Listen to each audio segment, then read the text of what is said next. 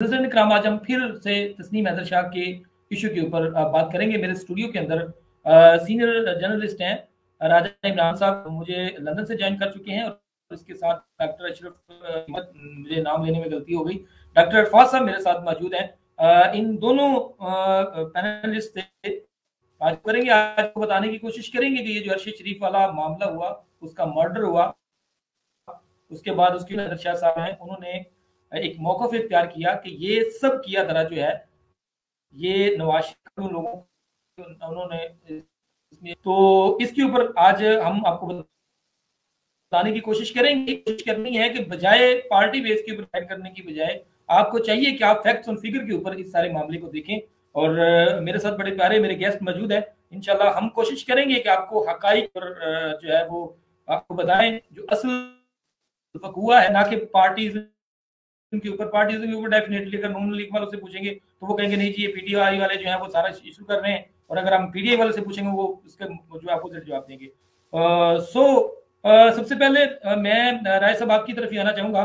Sir, generally question है मेरा आपसे कि आप ये तस्नीम हैदर शाह वाले मामले को कैसे देखते हैं? जी अस्सलाम वालेकुम सब सुनने देखने वालों को। मैं खानज़ादा साहब मामला ऐसे ही देखता हूँ कि जब भी कोई किसी किस्म के भी सीरियस एलिगेशंस लगते हैं, स्पेशली हाई प्रोफाइल लोगों पे, उनकी फेयर बुनियाद पे इन्वेस्टिगेशन होनी चाहिए। क्योंकि जब इन्वेस्टिगेशन होगी, तफ्तीश होगी, डीपली तफ्तीश होगी हर एक पहलू से, तभी हकायक जो हैं वो खुल के सामने आ सकते हैं। जब तक तफ्तीश नहीं होती तब तक इल्ज़ाम की हद तक ही रहेंगे। लेकिन साबित होने में और इल्ज़ाम लगाने में बहुत ज़्यादा फ़र्क है। इन्वेस्टिगेशन फ्री एंड फेयर होनी चाहिए और प्रायोरिटी बेसिस पे होनी चाहिए। जब हाई प्रोफाइल लोगों वो विटनेस भी मतलब विक्टिम भी हाई प्रोफाइल हों, और जो जिनके ऊपर एलिगेशन लगे वो भी हाई प्रोफाइल हों, और इल्ज़ामात लगाने वाले भी हाई प्रोफाइल हों, जैसे सैयद तस्नीम हैदर शाह साहब हैं, उनको पूरी दुनिया जानती है, इंटरनेशनली एक नाम बन चुका है। तो उनकी ज़ुबान से इस तरह के इल्ज़ामात इतने बड़े लोगों पे लगाए जाना, इसकी इन्वेस्टिगेशन होने की ज़रूरत है अर्जेंट बेसिस।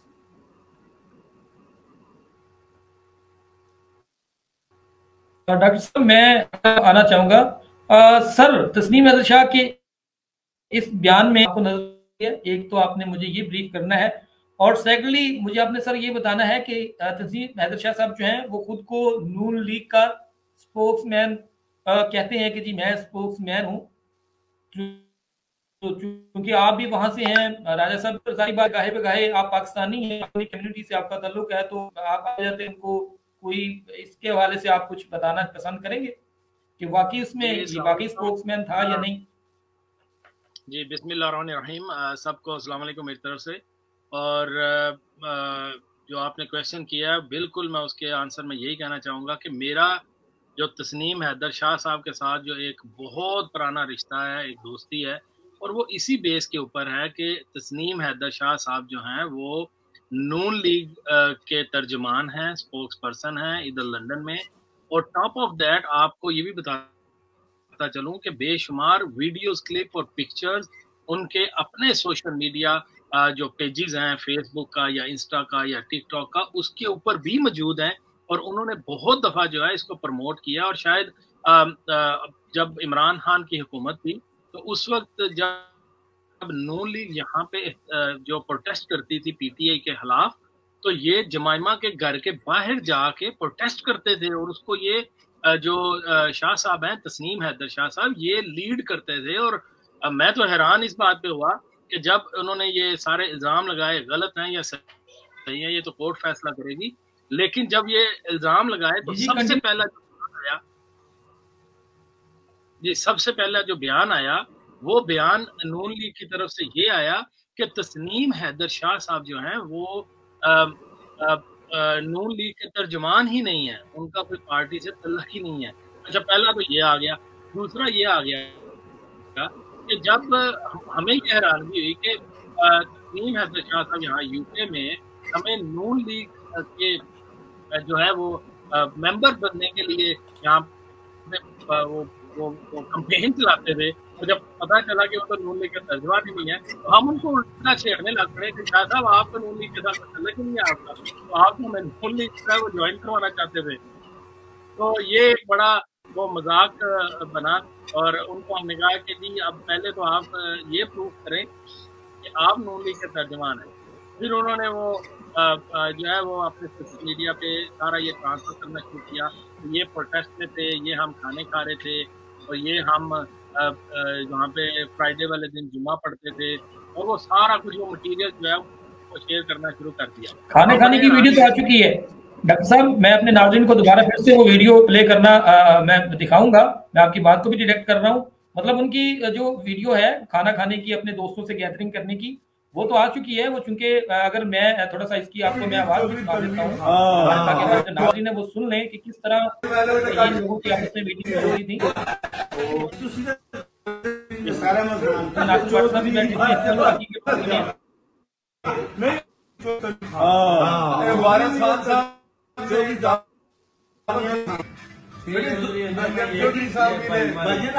दो तीन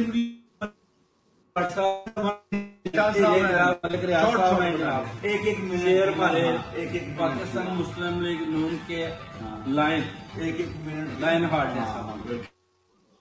और खान साहब डॉक्टर साहब इस बात से तो कोई इनकार नहीं है, इस बात तो कोई इनकार नहीं है डॉक्टर साहब कि मतलब वो उनका मेल मिलाप नहीं था, डेफिनेटली उनका मेल मिलाप तो था। आप अपनी बात कंप्लीट करें, मैं वापस आना चाहूंगा राजा साहब। हाँ ज़्यादा साहब, मैं एक चीज ऐड कर दूं फिर आप राजा साहब की तरफ जाइएगा कि सबसे देखें झूठ के कोई पाँव नहीं होते। सबसे पहले तो हमने ये अंडरस्टैंड करना है कि जी इनका तल्लक है, तो वो इस तल्लक को भी मानने को तैयार नहीं। एक बात। दूसरी बात यह है कि अगर तल्लक है था तो वो किस नौयत का था, किस लेवल का था, और शाह साहब को कहाँ तक दस्तरस थी और कहाँ तक इनका जो पहुंच थी पार्टी में, ये देखना पड़ेगा। लेकिन साथ ही मरियम औरंगजेब ने ये बयान देना शुरू कर दिया एक प्रेस कॉन्फ्रेंस में कि जी हमारा तो इनसे कोई तल्लक नहीं है। चलो ठीक है, नहीं तल्लक होगा, हो सकता है इनकी सारी दोस्ती हो। मुझे ये समझ नहीं आती है कि अगर एक शख्स ने दूसरे के ऊपर इल्जाम लगाया है, रादर देन कि आप कहें जी मेरा इससे तल्लक नहीं है, आप कहेंगे कि इसको इन्वेस्टिगेशन कर लें। अगर आप मॉडल टाउन के वाकये में तो आपने लटका दिया, क्योंकि वहां पे सारे का सारा जो निज़ाम है हमारा अदलिया का पाकिस्तान में, वहां पे तो आपने लटका दिया क्योंकि आपके हाथ में है सारी चीजें। इधर लंदन में आप क्यों नहीं कर पा रहे? क्योंकि आपको पता है कि जब शफाफ इन्वेस्टिगेशन होगी तो उसमें कहीं ना कहीं वो कहते हैं ना कि दूध का दूध और पानी का पानी आपको नजर आना शुरू हो जाएगा। तो सबसे पहले तो ये देखना चाहिए कि आपको जनाब ये इस तरह की जो अपॉर्चुनिटी मिली है, अगर आप बिल्कुल साफ हैं तो आप अपनी बात को आप अपने मौक़िफ़ को अपने बोलते जाएं आप। जी, मेरा कहने का मतलब यही है कि ये डॉक्टर साहब ने भी बात की कि इन्वेस्टिगेशन को बिल्कुल ट्रांसपेरेंटली होने दें, शफाफ तरीके से होने दें। जो गलत है वो गलत है, क्योंकि यहाँ के कानून के ऊपर हमें इतना ट्रस्ट है कि हो नहीं सकता कि क्योंकि इधर ट्रायल को कभी भी एक एंगल से नहीं देखा जाता। जब ट्रायल करते हैं तो किसी भी इल्जाम को, किसी भी एलिगेशन को एक एंगल पे कभी भी नहीं देखा जाता, उसको मुख्तलिफ एंगल से उसको ज्यूरी में उसको प्रॉपर इन्वेस्टिगेशन के बाद फैसला किया जाता है। चाहे उस केस को थोड़ा सा लॉन्ग कर दिया जाए, थोड़ा सा। अब आप देखें ये जो फुटेज आप चला रहे हैं, इसमें क्या ये तस्लीम है शाह साहब जो है ये इमरान खान के खिलाफ जो है ये नून लीग के नुमाइंदे भर के नहीं प्रोटेस्ट कर रहे। 100% इस फुटेज की बात करें डॉक्टर साहब, अगर हम इस फुटेज की बात करें ना तो इससे तो एग्जैक्टली यही लगता है कि ये इनके खिलाफ प्रोटेस्ट भी करते रहे हैं और इमरान खान के साथ ये रैलियां वहां पे भी निकालते रहे हैं। ये पीछे आप देखें नाज़रीन करम, आपको सारा एमन फील्ड का, इसके अलावा भी कुछ वीडियोस हैं मेरे पास में, वो भी आपको चाहूंगा कि वो मैं आपकी नजरों से गोशगुजार कर दूं। तो ये भी ये देखिए आप कि इसमें नासिर भट्ट सुन रहे हैं और नासिर भट्ट साहब के लिए भी ये प्लेटफॉर्म हाजिर है मेरा। अगर वो आके अपना मौक़िफ़ देना चाहें तो मैं उनकी भी कदर करूंगा और उनके मौक़िफ़ को भी हम इसी तरह चलाएंगे जिस तरह हम तस्नीम हैदर शाह साहब को चला रहे हैं। भी साथ खड़े हुए हैं, बाकी के लोग भी साथ हैं। तो मकसद ये है कि ये उनके साथ जो था वो इनका मेल मिलाप भी था, इनका आना जाना भी था। बाकी के इतने ये बयानात के अंदर कितनी इनकी सदाकत है। और उन्होंने फिर डॉक्टर साहब जो है वो राजा साहब, अगर आप सुन पा रहे हैं तो जरा प्लीज अपना कैमरा ऑन कीजिएगा ताकि मैं आपसे भी इस हवाले से कुछ ना कुछ बात कर सकूं। जी जी, मुझे ये तो सारी कड़ियां आस्ता आहिस्ता जो है वो तो मिल रही है ना। राजा साहब, मेरा आपसे क्वेश्चन है, अगर हम मुलाकातों का जिक्र करें ना तो तकरीबन जो मुलाकातें हैं वो नवाज शरीफ से 8 जुलाई को इनकी तस्नीम हैदर शाह साहब की पहली होती है, उसके अलावा 20 सितंबर को होती है, फिर 29 अक्टूबर को होती है। तो तकरीबन ये 3 माह तक का जो अरसा है वो इनका तकरीबन मुलाकातों के अंदर गुजर जाता है। और उनके पहली मुलाकात के बाद फिर दूसरी मुलाकात होती है। तो सर ये अब तस्नीम हैदर शाह साहब जो है मोस्टली जब इनका जो टास्क दिया गया था वो पूरा हो गया, यानी कि 3 मुलाकातें मुकम्मल हो गई, इन्होंने तब जाके ये प्रेस कॉन्फ्रेंस की है। तो ये कितना, अगर ये जब फर्स्टली मुलाकात थी उसके बाद कर देते, दूसरी मुलाकात के बाद कर देते, तो ये जरूरी था कि जब वो हो जाए तभी इसने मीडिया के ऊपर आना था। ये जरा मुझे आप इसको ब्रीफ करें प्लीज, बताइएगा मुझे। देखें, जहां तक तो मुलाकातों की बात है या पार्टी से वाबस्तगी की बात है या PMLN जो एवनफील्ड के करता धरता हैं जैसे नासिर भट्ट साहब हैं या दूसरे PMLN के बड़े लीडर्स हैं, उनके साथ उठने बैठने की बात है, वो तो उनका तो वीडियो एविडेंसेस मौजूद हैं जो आपने वीडियोस दिखाए भी हैं, नासिर भट्ट साहब के दोस्त हैं ये। लेकिन जो इल्ज़ामात लगा रहे हैं और उनको तो तभी जस्टिफाई किया जा सकता है जब उसकी इन्वेस्टिगेशन होगी। तो ये जो बरतानिया के इदारे हैं वो इन्वेस्टिगेशन कर रहे हैं, ज़्यादा वो प्रूफ्स वगैरह देखेंगे, कुछ वीडियोस देखेंगे या जिस तरह से भी तस्नीम हैदर शाह साहब उनको प्रूव कर पाएंगे कि इनके लगाए जाने वाले इल्ज़ामात में कितनी सदाकत है, तो उसके बाद ही हक़ाइक़ सामने आ सकते हैं। जी जी, आप बात कंप्लीट कर लीजिएगा, कोई इशू नहीं, आप बोले, आप अपना मौक़िफ़ दें। जी, वीडियो में हमें सामने नजर आ रहा है उनकी यारियां दोस्तियां, उनके साथ बैठ के खाना खा रहे हैं, गपशप लगा रहे हैं, उनके साथ प्रोटेस्ट कर रहे हैं, PMLN की रैलीज में शिरकत कर रहे हैं, PLN की नुमाइंदगी भी कर रहे हैं तस्नीम हैदर शाह साहब। लेकिन जो इल्ज़ामात लगा रहे हैं वो तो इन्वेस्टिगेशन पे डिपेंड करता है कि कितनी उनमें सच्चाई है। तो investigation free and fair basis पे और अर्जेंट बेसिस पे होनी चाहिए, तभी पता चल पाएगा कि इतने बड़े जो इल्ज़ामात, इतना बड़ा जो सानिहा हो गया पाकिस्तान का, इतना बड़ा नामवर हमारा सहाफ़ी भाई, हमें तो और ज़्यादा हमदर्दी है क्योंकि हमारा तो तल्लुक़ ही सहाफ़त से है। तो इतना बड़ा जो नाम कमाने वाला, जिसके प्यारे पीछे बीवी बच्चे हैं, वो इंसाफ को तरस रहे हैं, वो देख रहे हैं कि जो जिम्मेदारान है उसकी शहादत के पीछे उनको सज़ा मिलनी चाहिए। तो वो सब कुछ तो तभी हो पाएगा कि जब इन्वेस्टिगेशन होगी, जो मुल्ज़मान हैं, जो कातिल हैं, वो कानून के शिकंजे में आएंगे, तभी उनकी फैमिली को सुकून पहुंचेगा जिनके ऊपर जुल्म हुआ।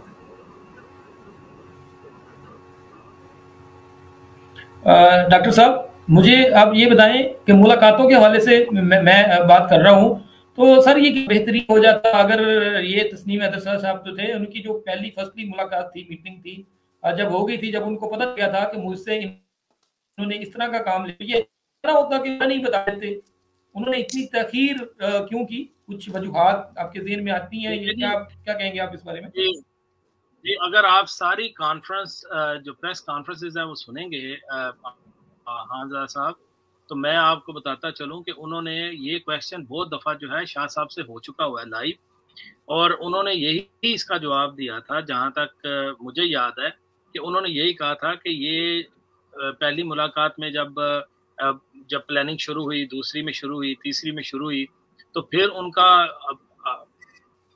जो है वो ज़मीर जागा, और जब ज़मीर जागा तो उन्होंने कहा कि मुझे तो ये जो है, ये तो पूरी पार्टी जो है, ये तो ऐसी एक्टिविटी की तरफ लेके जा रही है कि जिसकी जो एक जान लेने के बारे में प्लान हो रहा है। तो जब उन्होंने देखा तो उनका ज़मीर गवारा नहीं किया और उन्होंने फिर ये डिस्क्लोज कर दिया कॉल उनके। और टॉप ऑफ दैट इसके अंदर ये चीज़ हम ऐड कर सकते हैं कि जब ये सारा मामला हुआ तो जब उन्होंने देखा कि ये तो बात सीरियस होती जा रही है, तो जब सीरियस होने की तरफ चली गई तो इन्होंने फिर नासिर भट्ट साहब से जब कांटेक्ट किया और उनको कहा कि ये वाली चीज़ जो है ये तो जो है किसी की जान ले जाएगी। तो जब उन्होंने कहा कि हाँ तो हम पार्टी में जो इस तरह के काम तो फिर करने पड़ेंगे, तो जब करने पड़ेंगे तो फिर जारी बात है कि इसी तरह पार्टी के अंदर हमारा कोई नाम रहेगा, अदरवाइज तो हम पार्टी का हिस्सा नहीं है। उन्होंने देखा, उन्होंने कहा इससे बेहतर है कि मैं पार्टी जो है वो अपने अपने नाम के साथ ना जोड़ूं और मैं ये डिस्क्लोज कर दूं।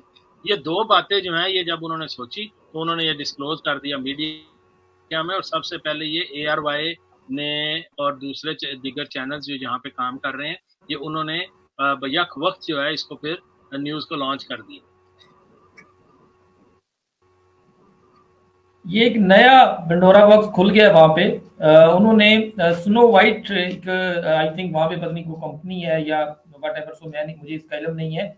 इन्होंने की तरफ से एक लीगल नोटिस जो है वो तस्नीम हैदर शाह साहब को भेजा गया है, तकरीबन 170 पेज के ऊपर ये मुंसलिक है, उर्दू के अंदर भी है, इंग्लिश के अंदर भी है। तो उसके बाद ये डेफामेशन मतलब करने जा रहे हैं। तो इन्होंने भी तो तखीर कर दी है क्योंकि ये तो मामला काफी पुराना हो गया ना। तो अब तो मरीम नवाज साहबा पाकिस्तान आ चुकी हैं, बाकी के सारा मामला भी ठंडा है और को पेशरफ्त नहीं हो रही। तो ये नोटिस एक भेजा गया है। मैंने कोशिश की है कि उनका जो वकील साहब है उनसे मैं कांटेक्ट करूं, लेकिन इंशाल्लाह उसकी भी राय हम जल्दी अपने नाज़रीन तक रखेंगे। इसके ऊपर कोई कुछ कमेंट करना चाहेंगे? इसका कोई बेनिफिट होगा उन लोगों को? ये बिल्कुल हर सिटीजन का ये राइट है कि अगर मेरे ऊपर कोई इल्जाम लगाएगा यूके में तो ये मेरा राइट है कि मैं डेफर्मेशन का केस कर सकूं। मैं किसी भी सोलिसिटर फर्म के थ्रू कर सकता हूं। और क्योंकि मैं अगर बिल्कुल सच्चा हूं तो मैं किसी को भी इजाजत नहीं दूंगा कि मेरी जात के बारे में कोई भी कोई इल्जाम लगा दे, स्पेशली इस कंट्री में जो फर्स्ट वर्ल्ड कंट्रीज जो रूल ऑफ लॉ का अलमबरदार कंट्री काउंट होता है पूरी दुनिया में, तो मैं किसी को इजाजत नहीं दूंगा। तो ये सेम इसी तरह ही है कि अगर वो ये समझ कि उनकी इज्जत पे कोई फर्क पड़ा है और वो हद का इज्जत का दावा कर सकते हैं, वो डेफरमेंट का केस कर सकते हैं किसी के ऊपर भी, और ये यहाँ का लॉ इजाजत देता है। अगर मेरे ऊपर कोई इल्जाम लगाएगा तो बताएं मेरे पास क्या हक है, मेरे पास क्या राइट है इस कंट्री में। मैं डेफिनेटली मैं उस बंदे के ऊपर जो है डेफरमेंट का केस करूंगा कि भाई तुम्हारे इस इल्जाम की वजह से मेरी इज्जत पे फर्क पड़ा। तो यही तो बात मैं और राजा साहब कर रहे हैं कि अगर ये सिनेरियो आपका सामने आ गया इस केस के बीच में तो फिर इन्वेस्टिगेशन बड़ी शफाफ और बड़ी ट्रांसपेरेंट होनी चाहिए ताकि दूध का दूध और पानी का पानी सबके सामने आ जाए। क्योंकि इस केस को अगर आप लॉन्ग करेंगे तो जिस तरह राय साहब ने कहा है तो ये तो फिर जो अरशद शरीफ साहब हैं उनके घर वालों को ज्यादा अजियत देने के मुतरादिफ है, क्योंकि वो तो इस टाइम जो है सिर्फ और सिर्फ अपनी उम्मीदें जो है वो अदलिया से लगा जो है वो इधर तस्नीम हैदर शाह इस सारे मामले के अंदर डायरेक्ट विटनेस है। जी वो डायरेक्ट विटनेस है। और हो सकता है कि ये दूसरी पार्टी के पास ऐसे एविडेंस हो कि ये सारे का सारा इन्वेस्टिगेशन उनके हक में हो जाए, नून लीग के हक में हो जाए। और हो सकता है कि तस्नीम शाह साहब के पास ऐसे एविडेंस हो कि सारे का सारा उनके हक में हो जाए। लेकिन एंड ऑफ द डे आप ये देखें कि अरशद शरीफ जो है वो रिश्तेदार तो नहीं था इनका, वो रिलेटिव तो नहीं था, कोई दोस्त तो नहीं था शाह साहब का। तो शाह साहब को ऐसी कौन सी मुसीबत पड़ी हुई थी कि वो इनको जो इतने बड़े नाम है पूरी दुनिया में, और चाहे आप माने या ना माने वो 3 दफा का प्राइम मिनिस्टर है, उनकी पूरी की पूरी शरीफ बरादरी जो है वो अपनी गलती तो वो तो इकोनॉमी पे अपनी गलती नहीं मान रहे, तो इस पे कैसे मान सकते हैं वो अपने मुंह से? वो तो ये नहीं मान रहे कि 16 पैसे जो डॉलर है वो कल की डेट में यस्टरडे जो है वो पाकिस्तान में बढ़ गया है। तो उन्होंने इस बात को नहीं माना कि ये सारी की सारी जो मईशत है इसको वो हैंडल नहीं कर सके इस आगदार के थ्रू, तो वो इसको कैसे मुंह से मान लेंगे? हाँ जी ठीक है जी, शाह साहब ने केस कर दिया, ये ठीक है। आज तक मॉडल टाउन का केस तो हल नहीं हो सका, आज तक ये तो साबित नहीं हो सका कि उन्होंने जितने भी वो सुप्रीम कोर्ट में हमला किया है उसकी तो सजा हो नहीं सकी, चाहे राना सनाउल्लाह हो और चाहे तलाल चौधरी हो, तो किसी को तो आज तक सजा हुई नहीं है। तो कैसे पॉसिबल है कि उस सिस्टम में इन सारों को सजा हो जाए? और कैसे पॉसिबल है कि अगर कोई बंदा जिसके ऊपर कोई इल्जाम लिया जाए और वो ये बात मान जाए कि ये मैंने किया है। ये तो बेस ही इन्वेस्टिगेशन पे करता है। और जिस तरह एक कानूनदान है वो आके अपनी राय दे सकता है कि उनके ऊपर कौन सी दफात लगी हैं, कौन से एक्ट लगे हैं, हर एक्ट का कितना जो है वो कितने साल की जेल है या कितना फाइन है, ये तो वो कानूनदान बता सकते हैं। ना मैं कानूनदान हूँ, ना आई बिलीव के राजा साहब कानूनदान है। हम तो अपनी एज अ सिटीजन अपनी राय दे सकते हैं कि अगर इस तरह का कोई मामला हुआ है तो खुदारा आप अरशद शरीफ शहीद के घर वालों को ज्यादा अजियत ना दें और जल्द अज जल्द इसका फैसला करें, ताकि जो भी मुजरम है वो सलाहों के पीछे आए और उनके घर वालों को पूरी सेटिस्फेक्शन हो कि देयर इज समबडी कि जो हमें ये इंसाफ प्रोवाइड कर सकते हैं।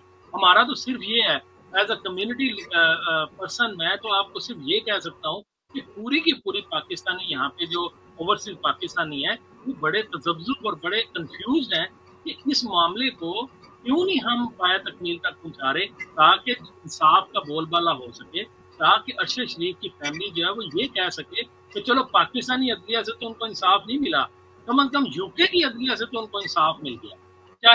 चाहे वो कसूरवार कोई भी हो, कम से कम उनके घर वालों को तो एक सेटिस्फेक्शन मिले। क्योंकि मैं तो आज तक लोगों को यही कहता हूँ कि just try to put yourself in their shoes. अपने आप को अगर आप उस प्रॉब्लम में देखेंगे, फील करेंगे, तो आपकी भी यही ख्वाहिश होगी, यही विश होगी कि मुझे इंसाफ जल्द से जल्द मिले।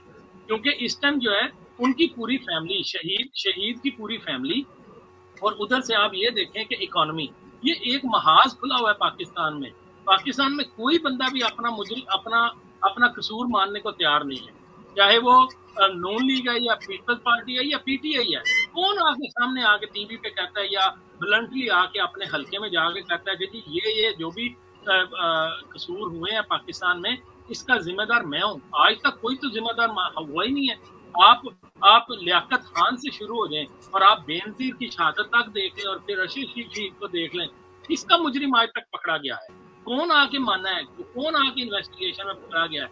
लेकिन मैं तो ये कह रहा हूँ कि कम से कम हम सबके पास एक ऐसी एग्जाम्पल हो कि ये एक मर्डर ऐसा था जिसकी प्रॉपर ट्रांसपेरेंट इन्वेस्टिगेशन हुई है और इसका फलाना जो है वो मुजरिम है, ताकि उसको हम देख सकें, ताकि हम उनको देख सकें कि ये लोग जो है ये इसका सजा भुगत रहे हैं।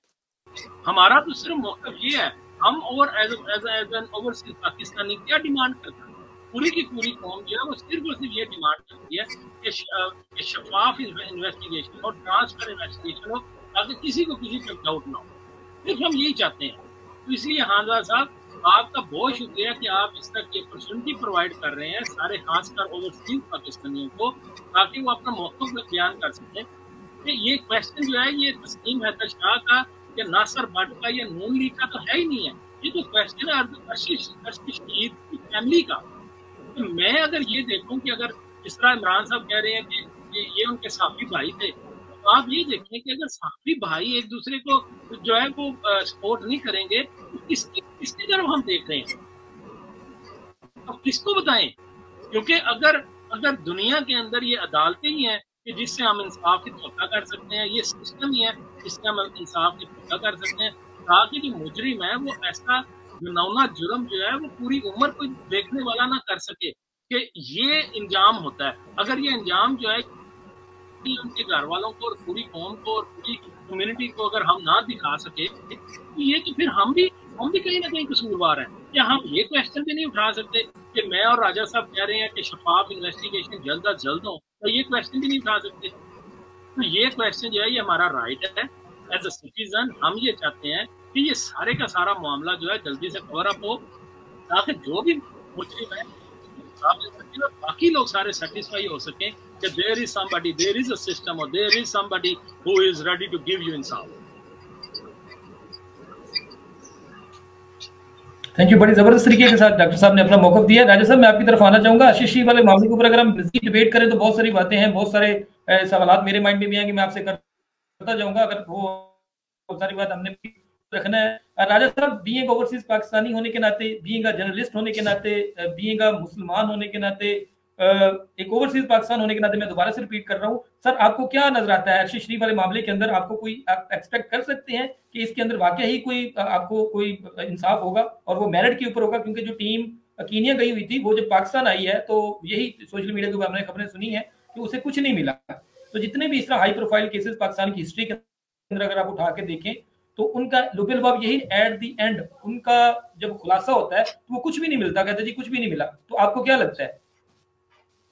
खानजादा साहब, चुगताई साहब ने बहुत अच्छे तरीके से डिबेट की है और बहुत बड़ी मिसालें दी हैं, जैसे लियाकत अली खान से लेके बेनज़ीर भुट्टो के कत्ल तक, अभी अरशद शरीफ के कत्ल का मामला है। ये बैकड्रॉप के जितने भी इतने मुल्की लेवल पे इतने बड़े सानहे हुए हैं उनके जिम्मेदारान नहीं पकड़े जा रहे। अगर उनके कातलों को, जिन लोगों ने साजिश की, जिन लोगों ने उन पे अमल दरामद किया, जिन लोगों ने पूरी कौम को इस तरह के सानहे से दो चार किया, गम में मुब्तला किया, इतने इतने बड़े लोगों का जो है वो बेदर्दी और नाहक कत्ल किया, जब तक इन्वेस्टिगेशन नहीं होगी, वो पकड़े नहीं जाएंगे, तब तक उनके जो विक्टिम्स हैं, उनके फैंस, उनके फॉलोअर्स, उनके फैमिली और हमारे मुल्क के इदारे, उन पे भी एक सवालिया निशान है कि क्यों नहीं ट्रूली इन्वेस्टिगेशन हो रही, क्यों नहीं जिम्मेदारान पकड़े जा रहे। मुल्क में खुशहाली तभी आती है जब अगर कोई छोटा चोर करे उसको भी वही सजा मिले, जो बड़ा चोरी करे उसको भी वही सजा मिले। मतलब ये नहीं कि किसी को इस्तिस्ना हासिल हो, जिसकी लाठी उसकी भैंस वाला जो निज़ाम बना हुआ है मुल्क पाकिस्तान में, अनफॉर्चुनेटली जब तक वो खत्म नहीं होगा, डिमोलिश नहीं होगा, तब तक बेहतरी नहीं आएगी।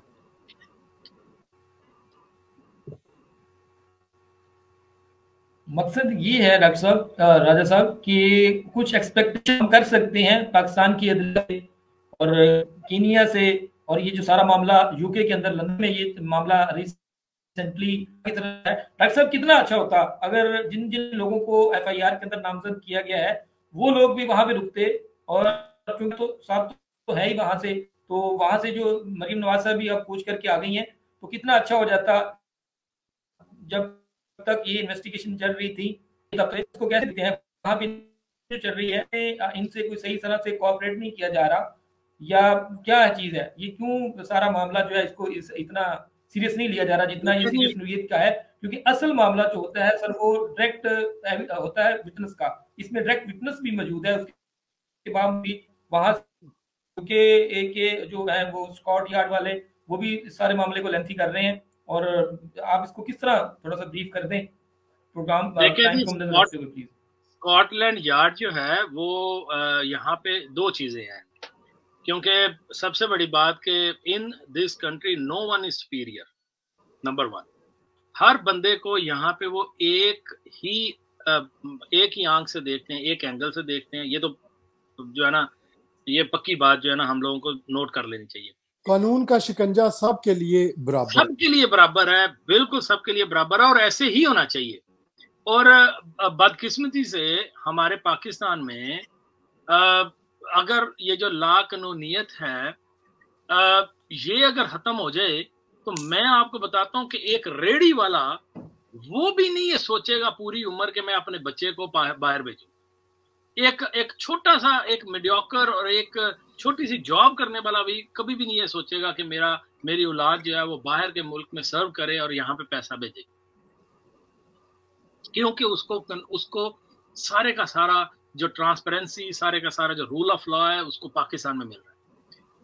अब होता क्या है कि ये जो आपका क्वेश्चन है, ये स्कॉटलैंड यार्ड जो है ये हर चीज को प्रायोरिटाइज करती है, यानी कि एक आपका केस क्यू में है ना, वो ऑटोमेटिकली जब उस फाइल की बारी आनी है तो आपका नंबर आने ही आना है। लेकिन साथ ही साथ आप मत भूलें कि इसमें जो अक्यूज्ड हैं, इसमें जो मुल्जमान हैं, वो एक शरीफ खानदान है।